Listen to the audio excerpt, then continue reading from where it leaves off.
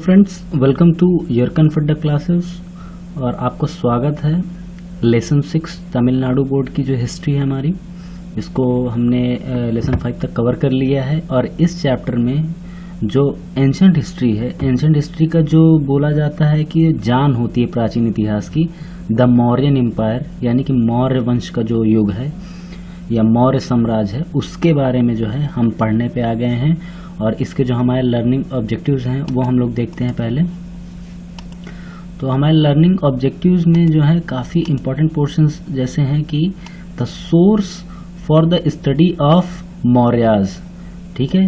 तो मौर्य वंश को जो जानने के जो हमारे सोर्सेज हैं, स्रोत हैं, वो क्या क्या हैं। तो पिलर्स हैं, स्क्रिप्चर्स हैं, ठीक है, और हमारे सिक्के हैं और उस टाइम की कुछ लिखी हुई जैसे लिटरेचर्स वगैरह हैं, जो कुछ पुस्तकें हैं या साहित्य हैं, उनसे भी जो है हमें बड़े स्तर पर जो है मौर्य वंश के बारे में जानकारी मिलती है। और इसमें जो है हमारा जो सेकंड लर्निंग टॉपिक होगा वो क्या होगा, चंद्रगुप्त मौर्य और उसके अचीवमेंट्स के बारे में, यानी उसकी उपलब्धि क्या रही है, उसने किस तरीके से जो है अपने साम्राज्य को कंस्ट्रक्ट किया और चारों तरफ से कैसे डेवलप किया, जो कि आधार बना अशोक के महान साम्राज्य का। तो चंद्रगुप्त मौर्य के सारे एस्पेक्ट्स को हम लोग कवर करेंगे इसमें। Ashok and his achievement and the spread of अशोकाधम, अशोक और जो महान अशोक सम्राट हैं उनके अचीवमेंट्स यानी कि उपलब्धियों के बारे में पढ़ेंगे। और फिर वो किस तरीके से जो है बौद्ध धर्म को अपनाते हैं और बौद्ध धर्म को अपनाने के बाद और वो अशोक के जो धम्म हैं उनका किस तरीके से प्रचार करते हैं, यानी कि बौद्ध धर्म को किस तरीके से स्प्रेड करते हैं, उसको भी इसमें हम पढ़ेंगे। फिर हम पढ़ेंगे the salient features of Mauryan administration, Maurya प्रशासन जो है। देखिए यहाँ प्राचीन इतिहास में जब आप पढ़ते हैं तो मौर्य का प्रशासन, और फिर जब आप मिडिवल हिस्ट्री पढ़ते हैं तो आप मुगलों का जो प्रशासन होता है, ये क्या होता है, ये कंपैरेटिवली जो है इसको पढ़ा जाता है, क्योंकि ये इस तरीके का जो स्ट्रक्चर है वो कभी कभार डेवलप होता है। तो यहाँ पर ये हमारे लिए काफ़ी इंपॉर्टेंट हो जाता है कि मौर्य को जो प्रशासन करने का तरीका था वो किस तरीके का था, ठीक है। अब फिर इसमें जो अगला जो बड़ा टॉपिक होगा, art and architecture of Mauryas. तो मौर्य वंश में जो है कई कला और स्थापत्य के जो हैं बेहतरीन उदाहरण बने और आज भी वर्तमान में भी कई जगह स्थित हैं, जैसे कि मस्की है कर्नाटक में, और भी अशोक के पिलर्स वगैरह भी हैं। वो सब काफ़ी इंपॉर्टेंट रखते हैं इस क्षेत्र में, कला और साहित्य में, स्थापत्य में। तो उनको भी जो है हम इसमें कवर करेंगे। Causes for the decline of Mauryan empire, तो फिर इसमें बेसिकली हम फाइनली आ जाते हैं कि एक साम्राज्य जब उसका उदय होता है फिर उसका क्या होता है, एक दिन पतन भी आता है। तो उसकी डिटेल पढ़ेंगे कि उसके पीछे क्या वजह रही कि इतना बड़ा साम्राज्य एस्टैब्लिश होने के बाद अचानक से भरभरा के गिर जाता है। तो ये जो है हमारे बेसिक 6 जो हैं बड़ी हेडिंग्स होंगी, जिसके अंडर में जो है हम मौर्यन एम्पायर को कवर करेंगे। तो चलिए शुरू करते हैं। तो the foundation of the Mauryan empires open a new era in Indian history. तो जो भारतीय इतिहास है, खास करके प्राचीन इतिहास है, उसमें एक नया जो है सिरे से इतिहास की जो है नींव रखी जाती है मौर्य एम्पायर के माध्यम से, ठीक है। जब क्या होता है कि जो घनानंद जो आखिरी जो शासक होता है नंद वंश का, उसकी क्या होती है, उसका तख्ता पलट किया जाता है। फिर उसके बाद जो है फिर मौर्य एम्पायर की जो है स्थापना होती है, मौर्य शासन की। For the first time the political unity was achieved in India. Political unity से क्या मतलब है, पॉलिटिकल यूनिटी से मतलब ये है कि एक छोटा एरिया सिर्फ अब जो है एक शासक के अंडर में नहीं है। जैसे कि एडमिनिस्ट्रेशन करने का तरीका जो पाटलिपुत्र में था, वही आने वाले टाइम में उज्जैन में भी आपको देखने को मिलेगा, अशमक में भी आपको देखने को मिलेगा, आपको जो पंजाब का जो उत्तरी पूर्वी भाग है उसमें भी आपको देखने को मिलेगा। तो इसी को क्या बोला जाता है, पॉलिटिकल यूनिटी बोला जाता है। पॉलिटिकल यूनिटी से मतलब ये होता है एक तरीके के प्रशासन का लागू होना पूरे क्षेत्र में या पूरे साम्राज्य में। तो ये पहली बार अचीव्ड कब किया गया था, मौर्यन एम्पायर में किया गया था, मौर्य वंश में किया गया था। मोreover the history was writing has also become clear from the period due to accuracy in chronology and sources। और ये इतिहास का वो सेगमेंट है, भारतीय इतिहास का खास करके, जब क्रोनोलॉजी और स्रोत वगैरह के बारे में सही साक्ष्य वगैरह मिलने शुरू हो गए थे। यानी कि एक जो व्यवस्थित क्रम होता है उसकी शुरुआत हो गई थी, और सोर्सेज जो स्रोत हैं वो भी एस्टैब्लिश हो गए थे, वो लिटरेचर के तौर पे हो, चाहे कॉइन्स के तौर पे हो, या स्थापत्य और आर्ट के तौर पे हो। तो ये दो चीजें डेवलप हो गई थी जिनसे क्या होती है, हिस्ट्री की एक्यूरेसी यानी कि हिस्ट्री की जो सत्यता होती है उसको जांचने में बहुत मदद मिलती है, और इतिहास कितना सही है इनसे ही साबित होता है। Besides plenty of indigenous and foreign literary sources, देखिए बहुत सारी जो है, इंडिजीनस का मतलब होता है देसी, और फॉरेन लिटरेचर का मतलब होता है विदेशी जो है लिखित जो साहित्यिक जो है स्रोत हैं। A number of epigraphical records are also available, बहुत सारी क्या होती हैं जो लिखित चीजें हैं उनकी भी प्राप्ति हुई है इनके इतिहास को जानने में। तो हमारा जो पहला जो शुरुआत होगा मौर्य एम्पायर को जानने का, वो क्या होगा, लिटरेरी सोर्सेज यानी कि जो साहित्यिक स्रोत हैं उनसे हम शुरुआत करेंगे। तो हमारा जो पहला जो साहित्यिक स्रोत रहेगा वो क्या है, कौटिल्य का अर्थशास्त्र। तो कौटिल्य के अर्थशास्त्र के बारे में हम पढ़ेंगे। तो अर्थशास्त्र, एक चीज याद रखिएगा कि अर्थशास्त्र नाम जरूर है लेकिन ये एक तरीके की किताब जो है जो राज्य व्यवस्था पर आधारित ये किताब है। ये क्वेश्चन भी पूछा गया है प्रीलिम्स वगैरह में। This book in Sanskrit was written by Kautilya. तो ये जो किताब जो है किसके द्वारा लिखी गई है, कौटिल्य। इन्हें जो है विष्णुगुप्त के नाम से भी जाना जाता था, और ये क्या है, चंद्रगुप्त जो मौर्य थे उनके समकालीन माना जाता है, यानी कि उनके समय के हैं। Kautilya was also called Indian Machiavelli. इन्हें जो है भारतीय मैकियावेली की संज्ञा दी जाती है। अब मैकियावेली कौन है, इनके बारे में जान लेते हैं। मैकियावेली दरअसल एक इटालियन जो है इटालियन फिलोसफर्स हैं, पॉलिटिकल फिलोसफर हैं, जिन्होंने पहली बार यूरोप की धरती पे जो है चर्च यानी कि धर्म को शासन से अलग करने की जो है थ्योरी दी थी, और इन्होंने उसका प्रचार प्रसार किया था।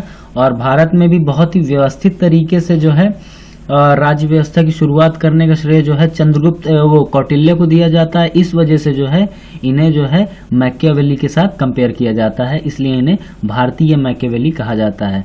द मैन्युस्क्रिप्ट ऑफ अर्थशास्त्र, जो अर्थशास्त्र की जो लिपि है, was discovered by R Sharma Shastri in 904। 1904 में जो है जो इसकी जो लिपि है अर्थशास्त्र की, वो 1904 में जो है खोजी गई। किसके द्वारा, आर शर्मा शास्त्री के द्वारा। और द अर्थशास्त्र कंटेन 15 बुक्स, इसके अंदर जो है 15 अलग अलग जो है भागों में किताबें बटी हुई हैं। 15 अलग अलग जो है उसके जो है किताबें हैं उसके अंदर, लेकिन इसके अंदर जो है 180 चैप्टर्स हैं। But it can B divided into 3 parts, लेकिन इनको जो है अगर मोटा मोटी तौर पे जो है 3 भागों में जो है विभाजित किया गया है। The first deals with the king and his council. तो पहला जो भाग है वो राजा और उसका जो मंत्री परिषद है, जो काउंसिल है उसका जो परिषद है, उसके बीच जो है जो गठजोड़ है या समन्वय है उसको दर्शाता है। And the departments of government, और जो गवर्नमेंट के जो डिपार्टमेंट्स हैं, विभाग हैं काम करने के लिए, काम को जो है इम्प्लीमेंट करने के लिए, उनके बारे में डील करता है first part. The second with civil and criminal law, जो दूसरा भाग है अर्थशास्त्र का, उसके अंदर किसके बारे में बात की जा रही है, आम नागरिक के जो कानून हैं, जो कि सिविल जो है लॉ, और जो क्रिमिनल जो आपराधिक कानून है, और जो नागरिक जो आम कानून है उसके बारे में जो है एक्सप्लेन किया गया है। And the third with diplomacy and war, और तीसरा जो है, तीसरे को आप जो है डिप्लोमेसी एंड वॉर, और वर्तमान में अगर आप इसको शब्दों से जोड़ना चाहें तो आप जो है इंटरनेशनल जो पॉलिसी होती है, जो फॉरेन पॉलिसी होती है, उससे जो है आप इसको जो है कंपैरिजन कर सकते हैं। डिप्लोमेसी एंड वॉर से भी इसको जोड़ा जाता है थर्ड पार्ट को। It is the most important literary source for the history of the Mauryas. और जो ये जो पुस्तक है ये मौर्य वंश के बारे में जानने के लिए सबसे बेहतरीन सोर्स है, ये भी याद रखिएगा। फिर आ जाता है विशाखा दत्त की जो मुद्रा राक्षस है उसके बारे में, वो भी एक पुस्तक है जिसमें जो है जो मॉडर्न हिस्ट्री है उसके बारे में जानने को मिलता है। द मुद्रा राक्षस लिटन बाई जो क्या है, ये विशाखा दत्त ने इसे लिखा है। ये एक तरीके की नाटक की किताब है जो कि संस्कृत में है। Although written during the Gupta period, या जो है गुप्त काल जो है, जो गुप्त काल शुरू होता है भारत में, उसमें लिखा गया है। Describes how Chandragupta with the assistant of Kautilya overthrew the Nandas. इसमें ही जो है इस नाटक में ही इस बात के ऊपर जो है प्रकाश डाला गया है कि किस तरीके से जो है जो कौटिल्य हैं और चंद्रगुप्त मौर्य हैं, इन दोनों के गठजोड़ ने किस तरीके से नंद वंश को उखाड़ के फेंक दिया। It also gives a picture on the socio economic condition under the, और जो मौर्य वंश की जो सामाजिक आर्थिक स्थिति थी उसके बारे में भी इसमें काफ़ी जानकारी मिलती है इस पुस्तक में। किसमें? विशाखा दत्त की जो किताब है जिसका नाम है मुद्रा राक्षस। और अगली जो इम्पोर्टेंट किताब है, ये एक तरीके का फॉरेन लिटरेचर भी इसको कह सकते हैं, ये है मेगास्थनीज की जो इंडिका किताब है उसके। Megasthenes was the Greek ambassador, ये क्या थे? ग्रीक राजदूत थे in the court of Chandragupta Maurya. Chandragupta जो मौर्य थे उनके कोर्ट में ये एक यूनानी जो है राजदूत थे। हिज बुक इंडिका है सर्वाइव्ड ओनली इन फ्रेगमेंट्स। दरअसल इनकी जो पुस्तक है उसके कुछ टुकड़े ही प्राप्त हुए हैं, फ्रेगमेंट्स कई हिस्सों में ये मिली है। Yet his accounts give detail about the Mauryan administration, और इसमें क्या है कि मौर्य जो प्रशासन करने का तरीका है उस पर काफी फोकस किया गया है, काफी डिटेल दी गई है। Particularly the administration of the capital city of the Pataliputra and also the military organization, और इसमें जो उसकी जो राजधानी थी उसके राज्य की पाटलिपुत्र, और जो उनका मिलिट्री ऑर्गेनाइजेशन था, जो मिलिट्री संगठन था, वो किस तरीके से काम करता था, इसके बारे में भी काफी डिटेल है। और अच्छे तरीके से जो है जानने को ये सोर्स काफी इंपॉर्टेंट रोल अदा करता है।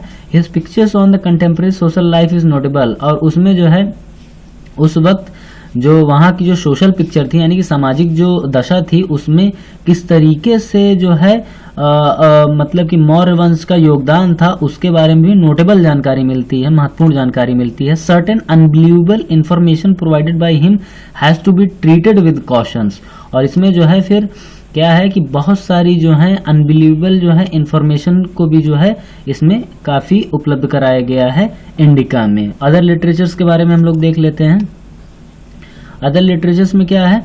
Apart from the 3 important works, 3 important मैंने आपको बता दी। पहला क्या है? अर्थशास्त्र है, दूसरा क्या है? मुद्रा राक्षस है, तीसरा इंडिका है। उसके बाद भी जैसे पुराण है, बुद्धिस्ट लिटरेचर है, सच एज जातका, ठीक है, जातक्स जो होते हैं ये भी क्या है? ये बुद्धिस्ट लिटरेचर है। Provide information on the Mauryas, इनसे जो है मौर्य वंश के बारे में काफी जानकारी मिलता है। The Ceylonese chronicles Dipavamsa and Mahavamsa, Sri Lanka की जो एक तरीके की कालक्रम की जो बुक है जिसका नाम है दीपवंश और महावंश, इससे भी जो है अशोक ने जिस तरीके से बौद्ध धर्म का प्रचार प्रसार किया उसके बारे में जो है बहुत ही लेजिट जानकारी जो है इन साहित्यों के माध्यम से मिलती है इस वंश के बारे में। और फिर जो हमारा जो सेकंड सेगमेंट आ जाता है सोर्सेस के बारे में, तो सेकंड सेगमेंट में क्या आ जाएगा? सेकंड सेगमेंट में आ जाएगा आर्कियोलॉजिकल सोर्सेस। आर्कियोलॉजिकल सोर्सेस मतलब है पुरातात्विक जो साक्ष्य होते हैं या स्रोत होते हैं उनके बारे में। तो एडिक्ट्स ऑफ जो अशोका है, एडिक्ट्स ने जो अशोका ने जो एडिक्ट्स बनवाए हुए हैं, एडिक्ट्स का मतलब क्या होता है? जैसे कि कोई फरमान वगैरह हो, पत्थर या कोई लकड़ी वगैरह पे जो खुदाया जाता है तो उसको उकेरने से जो चीज जो डेवलप होती है उसको एडिक्ट कहा जाता है। The inscriptions of Ashoka was first deciphered by James Prinsep in, तो इसके जो इंस्क्रिप्शंस थे, ठीक है, जो अशोका के, उसको जो है पहली बार जिसने पढ़ा था वो कौन था? जेम्स प्रिंसेप था। 1837 में जो है 1837 में इन्होंने जो पढ़ा था। और ओरिएंटलिज्म जो एक कॉन्सेप्ट होता है उसकी शुरुआत जो है यही इंस्क्रिप्शंस के बारे में पढ़ने के बाद से शुरू होती है इंडिया में। और इन शिलालेख में जो लैंग्वेज यूज की गई है वो क्या थी? प्राकृत और पाली लैंग्वेज थी, जो कि लोकल लैंग्वेज थी, आम लोगों के बीच की लैंग्वेज थी।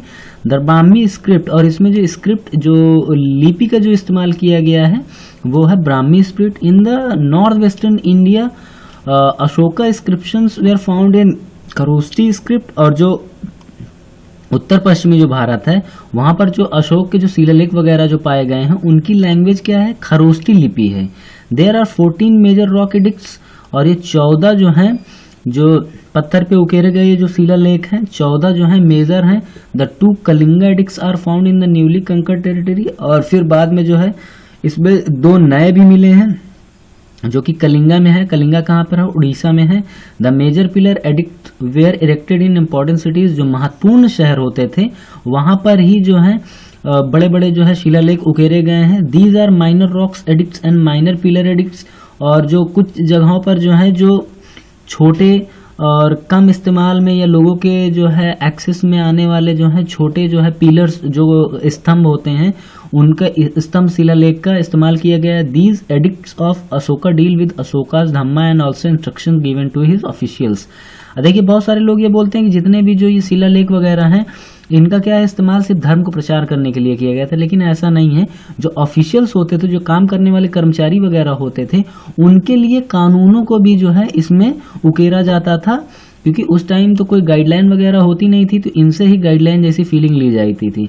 The 8th rock addicts give detail about the war with the Kalinga. जो आठवां शिलालेख है, उसमें जो है जो कलिंगा वॉर हुआ था, जिसे ग्रेट वॉर भी कहा जाता है इन एंशिएंट हिस्ट्री, तो उसमें क्या है कि कलिंगा वॉर का जो वर्णन है वो 8वें शिलालेख में किया गया है। The pillar edict 7 gives a summary of the efforts to promote the dhamma. जो 7वां जो शिलालेख जो है, पत्थर जो शिलालेख है अशोक का, उसमें जो है धर्म के प्रचार वगैरह के बारे में बताया गया है।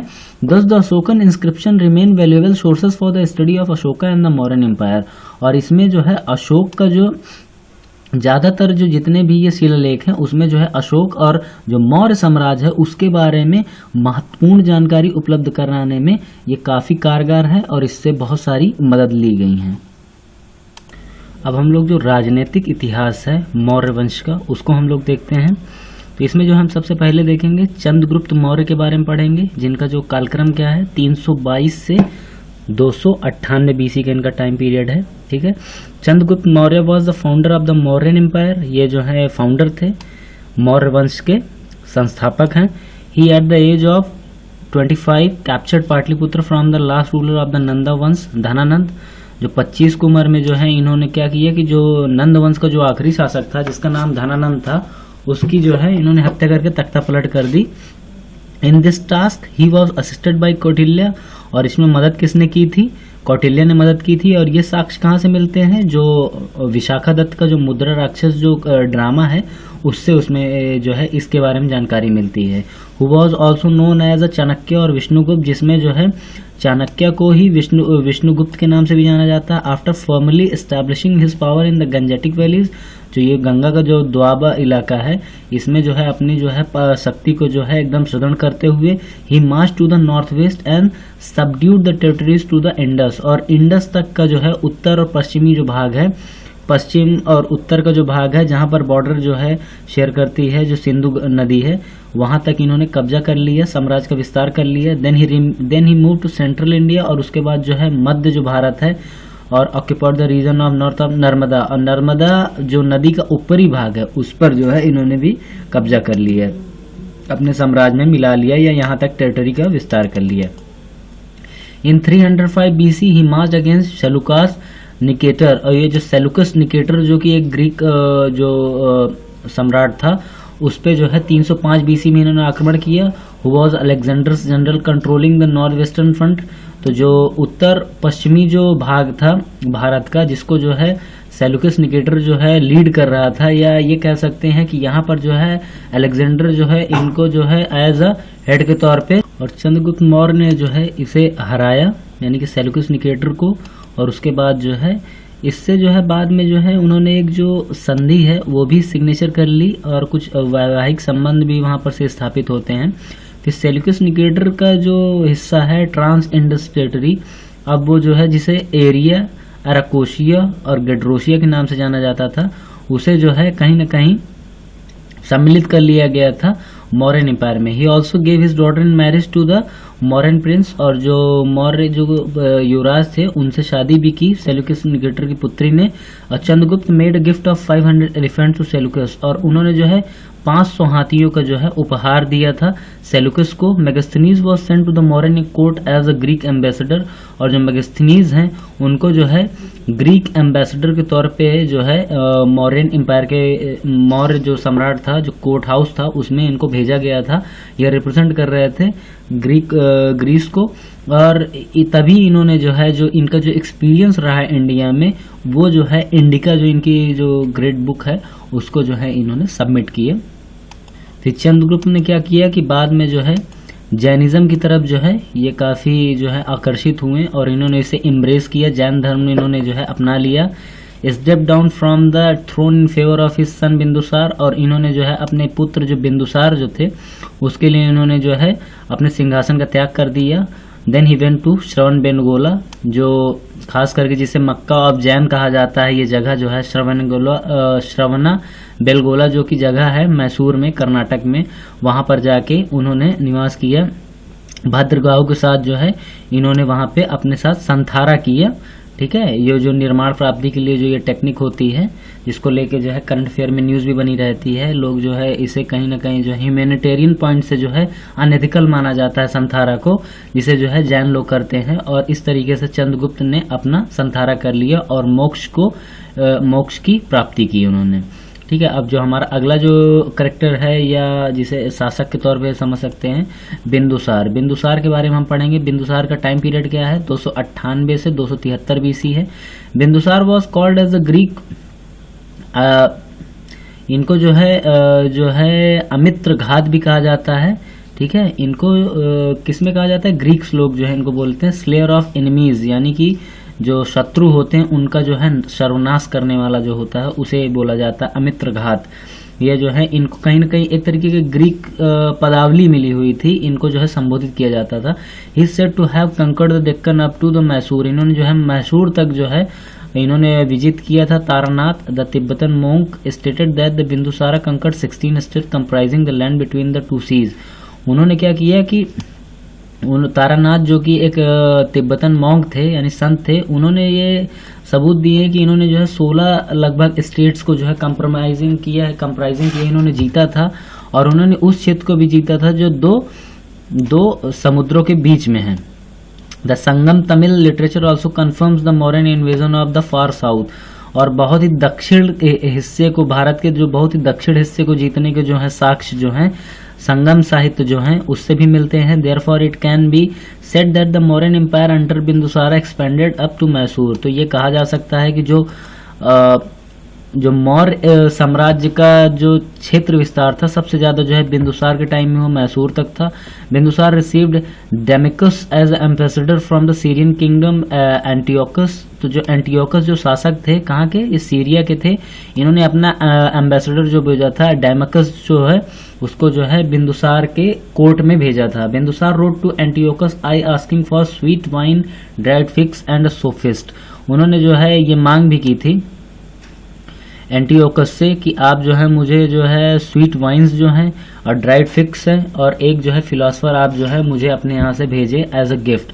The letter sent all but a sophist because the Greek, जो जितनी भी चीजें जो लेटर में लिखी हुई थी उसको जो है एंटियोकस ने भेजा था, लेकिन फिलोसफर नहीं भेजा था उन्होंने।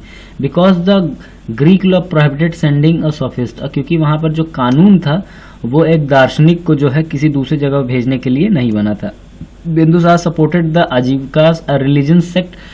तो देखिए ये एक तरीके का जो है अथीस्ट सेक्ट है जिसको आजीवक बोला जाता है, उसको भी जो है बिंदुसार सपोर्ट करता था।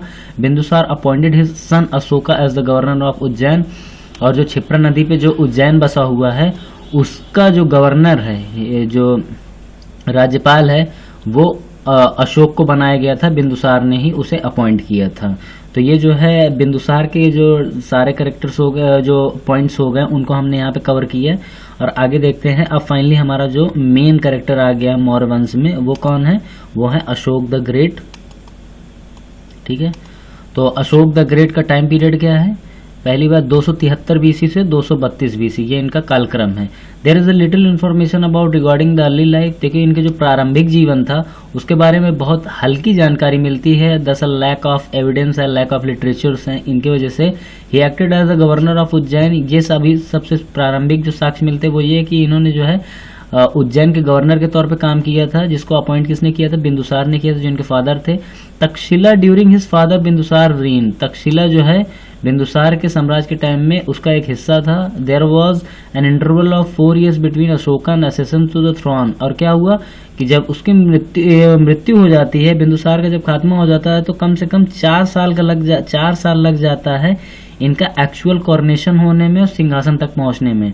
ठीक है, एक्सेशन तो इनका हो जाता है 273 बीसी में ही, ये कब्जा कर लेते हैं, लेकिन जो इनका जो राज्याभिषेक होता है, यानी कि राजा बनने की जो एक रिचुअल्स होते हैं, रीति रिवाज होते हैं, जिन्हें कोरोनेशन कहा जाता है, 269 बीसी में होता है। Therefore it appears from the available evidence that there was a struggle for the throne after the Bindusara death. लेकिन कई जो हैं जो बौद्ध साहित्य की जो बुक्स हैं जैसे दीपवंश और महावंश हैं, उसमें बहुत सारे जो एग्जाम्पल्स ये दी जाते हैं कि अशोक को जो साम्राज्य की जो प्राप्ति हुई है, सिंहासन की जो प्राप्ति हुई, वो इतनी आसानी से नहीं हुई। इसके लिए जो है इन्हें बहुत मेहनत करनी पड़ी।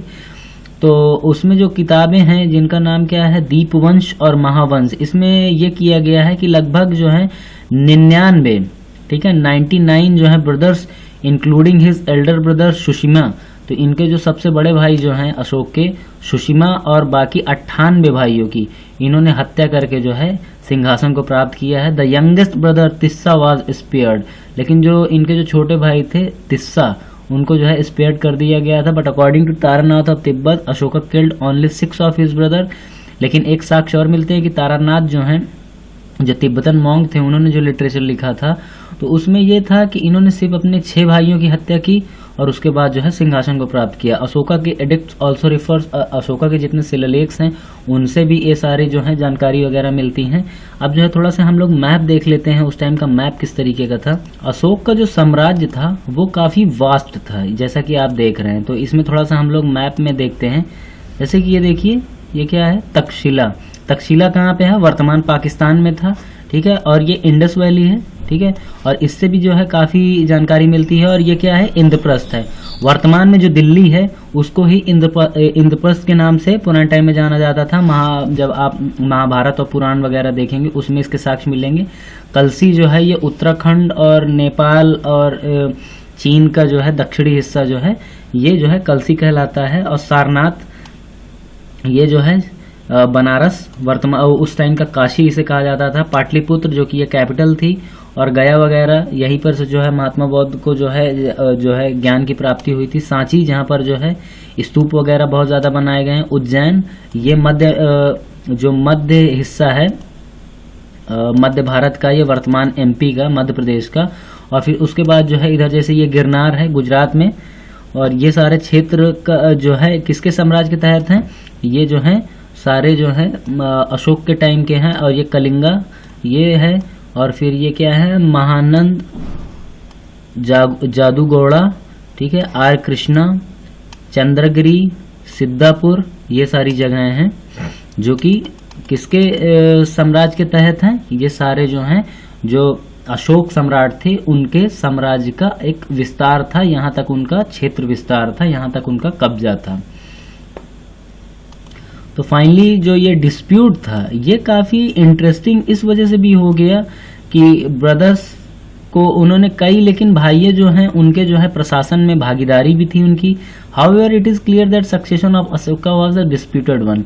लेकिन फाइनली जो कंक्लूजन ये निकल के आता है कि अशोका का जो सिंहासन प्राप्त करने के पीछे जो है कई सारी स्टोरीज हैं और वो एक दूसरे से जो है मतभेद रखती हैं। The most important event of Ashoka reign was his victorious war with Kalinga. और जो कलिंगा में जो युद्ध हुआ था, कलिंग वॉर जिसे बोला जाता है, 261 बीसी में जो हुआ था, ये जो है जिसके बारे में जानकारी किसमें मिलती है, रॉक एडिक्ट 8 में।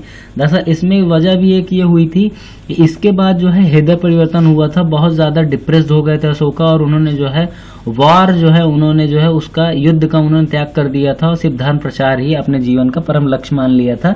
150,000 where killed many times that number, यानी लाखों ज्यादा लोग जो हैं, लाखों 50 लोग जो है इसमें मौत के घाट उतर गए थे। और जो कलिंगा को जो एनेक्स कर दिया था मौर्यन साम्राज्य में, यानी कि उड़ीसा का वो हिस्सा जो है इसमें मिला दिया गया था। Ashoka embrace Buddhism under the influence of Buddhist monk Upagupta.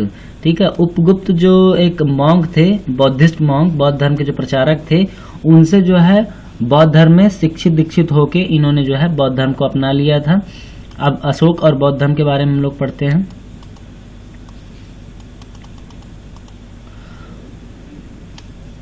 तो अशोक एंड बुद्धिज्म ये जो है काफी इंपॉर्टेंट हो जाता है। According some scholar his conversation to Buddhism was gradual and not immediate.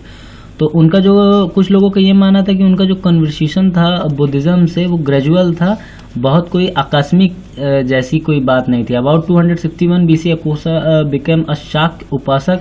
शुरुआत में जो है वो शाक्य उपासक थे, फॉलोअर रहे हैं। 2.5 years लेटर अ भिक्षु, फिर उसके बाद जो है 2.5 साल में जो है वो भिक्षु बन गए।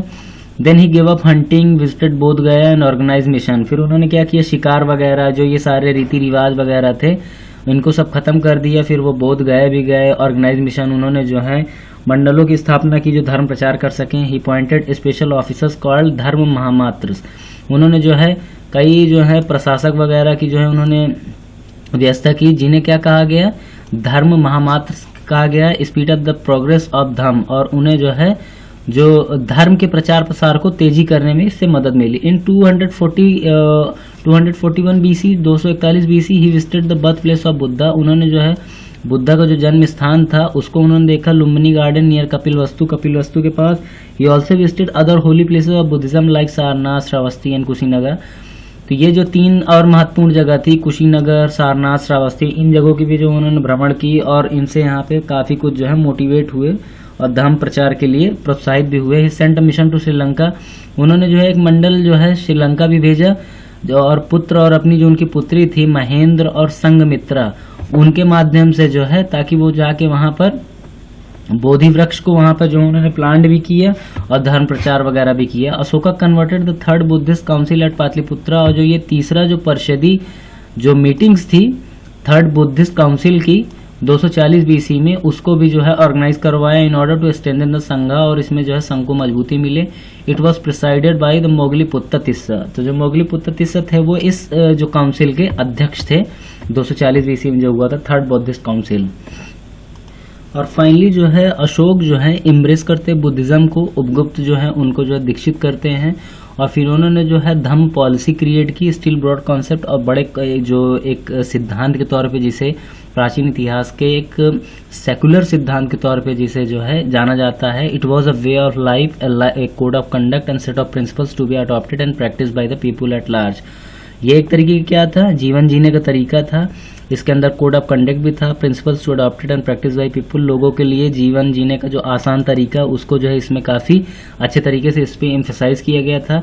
His principles of Dhamma was clearly stated in his addicts, और इन सारी चीज़ों को जो है उसमें अपना जो उनका जितने भी शिलालेख वगैरह थे उसमें उकेरे गए। The main features of the Ashoka Dhamma was mention in various addicts में बी समन फॉलोज, जो आगे लिखे हुए हैं यही सारी बातों को जो है उसमें रिपीट वगैरह किया गया है। तो हम लोग देखते हैं, service to father and mother, practice of ahimsa, love of truth, reverence to teachers and good treatment of relatives. ठीक है, इसमें यह है कि माता पिता की सेवा करें, प्रैक्टिस ऑफ अहिंसा करें, ठीक है, अहिंसा का पालन करें, लव ऑफ ट्रुथ, सत्य से प्रेम करें, रेवरेंस टू टीचर, अध्यापकों की जो है सम्मान वगैरह करें, and good treatment to relatives, और रिश्तेदारों का जो है रिश्तेदारों के साथ अच्छा व्यवहार करें। ये जो है पहली जो है पॉइंट्स जो है एडिक्ट्स में लिखा गया, शिलालेख में लिखा गया।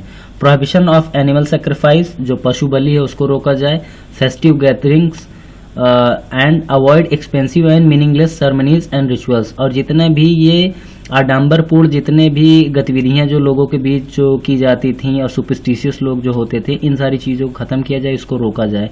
Efficient organisation of administration in the direction of social welfare and maintenance of constant contact with people through the system of dhamma yatras. धम्म यात्रास के माध्यम से जो है लोग मतलब है कि जो सामाजिक जो कल्याण है उसमें जो है बढ़ोतरी की जाए, maintenance of constant contact with, और लोगों को एक दूसरे से जोड़ा जाए ताकि क्यों धम्म यात्रा का उसका प्रचार वगैरह हो।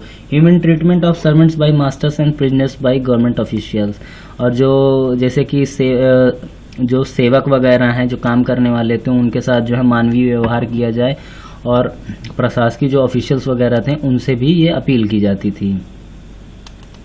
Consideration and non violence to animals and courtesy to relation and liberty to Brahmans. ठीक है, ब्राह्मण्स वगैरह को जो है इसमें छूट वगैरह की बात की गई, उनको छूट दी जाती थी, कंसिडरेशन किया गया है। नॉन वायलेंस के बारे में जो है इसमें बात की जाती है पशुओं के लिए और ह्यूमंस के लिए। ठीक है, tolerance among all the religions, और जितने भी धर्म वगैरह हैं उनके बीच जो है एक समन्वय और शांतिपूर्ण सा अस्तित्व बनाने की जो है प्रक्रिया पे बात की जाती है। Conquest through Dhamma instead of through war, लोगों यहाँ पे जीत की बात की जा रही थी लेकिन वो जीतने का तरीका धर्म है ना कि युद्ध। इस कार्य में the concept the concept of non violence and other similar ideas of Ashok dhamma are identical with the teaching of Buddha. और ये सारे जितने तत्व थे वो कहीं ना कहीं जो बौद्ध की जो टीचिंग्स थी, जो शिक्षाएं थी, उन्हीं से प्रेरित थी। But he did not equate Dhamma and with Buddhist teaching. लेकिन जो धम्म था वो प्रॉपरली जो है बुद्धिस्ट टीचिंग्स पे बेस्ड नहीं था, वो कहीं ना कहीं बहुत ज़्यादा प्रैक्टिकल और बिहेवियरल अप्रोच था। ठीक है, बुद्धिज्म जो अशोक थे बहुत ही रियलिस्ट जो है अप्रोच उन्होंने जो अपनाया था, इस वजह से ये काफ़ी चर्चा में था। Buddhism remained his personal belief, his dhamma signifies general code of conduct, Ashoka wished that dhamma should spread through all levels. और ये क्या हुआ, ज़्यादा से ज़्यादा प्रैक्टिकल इसमें बातें की गई हैं, यही सारा था धम्म।